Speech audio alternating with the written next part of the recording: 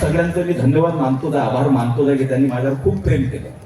परंतु मतदारसंघातल्या लोक त्यांना, कारण मतदानाचा अधिकार नाही आहे महाराष्ट्रातल्या मला करण्याचा, परंतु मतदारसंघातल्या भारी समाज बंधू भगिनींनी अतिशय प्रेम, अतिशय जिव्हाळा आणि अतिशय मोठ्या प्रमाणात मतदान करून मला आमदार बनवण्यामध्ये भारी समाजाचा सगळ्यात मोठा वाटा मी समजतो.